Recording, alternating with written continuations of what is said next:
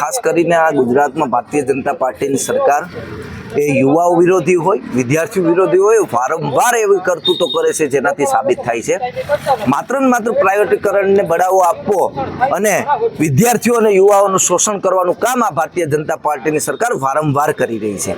ત્યારે જે પીજીવીસીએલના જે આઈટીઆઈ કરેલા વિદ્યાર્થીઓ છે કે 10 પાસ કરી અને પોતે 2 વર્ષ આઈટીઆઈ કરે છે, એપ્રેન્ટિસ કરે છે અને 3 વર્ષ મહેનત કરી અને પરીક્ષાઓની તૈયારી કરે છે, ત્યારે જે એફઆરટી લાવી અને આ લોકો ખાનગીકરણ કરવા જઈ રહ્યા છે ત્યારે કાયમી ભરતી એ નાબૂદ થઈ જવાની છે। ત્યારે આ વિદ્યાર્થીઓ છે જે એપ્રેન્ટિસ કરેલા છે, જે મહેનત કરે છે, આવા વિદ્યાર્થીઓ પર અન્યાય થવાનો છે। ત્યારે આજે એનએસયુ અને જે પીજીવીસીએલના વિદ્યાર્થીઓ છે આજે લઈ અને અમે એમડીને આવેદન આપવા આવવાના છે કે જે તમે કોન્ટ્રાક્ટ પ્રથા વાત કરો એ બંધ કરવી જોઈએ, કાયમી ભરતી કરવી જોઈએ। જે વિદ્યુત સહાયક છે પોતાનો જીવ જોખમમાં મૂકી અને લોકો માટે કામ કરે છે તો શું 12-15 હજારમાં તેનું શોષણ કરવાનું? આ અમે સરકારને સવાલ પૂછવા માંગીએ છીએ। ત્યારે કાયમી ભરતીની માંગ સાથે આજે અમારો વિરોધ પ્રદર્શન।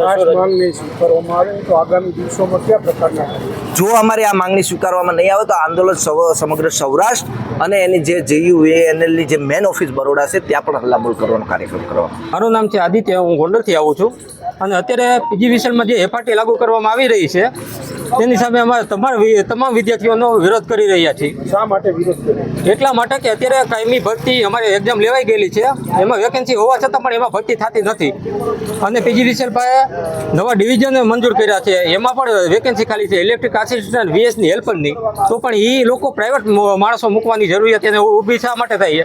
જ્યારે અમે 8000થી વધારે એપ્રેન્ટિસ વિદ્યાર્થીઓ પીજીવીસીએલ અંદર તાલીમ લીધેલા છીએ, 2 વર્ષ આઈટીઆઈ 1 વર્ષ એપ્રેન્ટિસ કરી ચૂકેલા છીએ, અનુભવી લોકો છીએ, સક્ષમ છીએ, છતાં પણ અમને લોકોને જોબથી વંચિત રાખવામાં આવે છે અને પ્રાઇવેટીકરણ કરવામાં આવે છે, તો અમારા વિદ્યાર્થીઓનું આ શોષણ જ છે।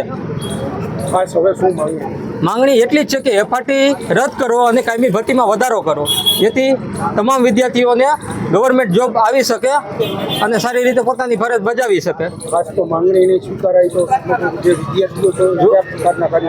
જો માંગણી સ્વીકારવામાં નહીં આવે તો હજારોની સંખ્યામાં આજથી 10 દિવસ પછી 10 દિવસનો ટાઈમ આપીએ છીએ અમે લોકો, ત્યારબાદ અમે વડોદરા મેન ઓફિસ JUVNL ખાતે હજારોની સંખ્યામાં એપ્રેન્ટિસ જાશું અને ઉગ્રથી ઉગ્ર આંદોલન કરવા માટે તૈયાર છીએ।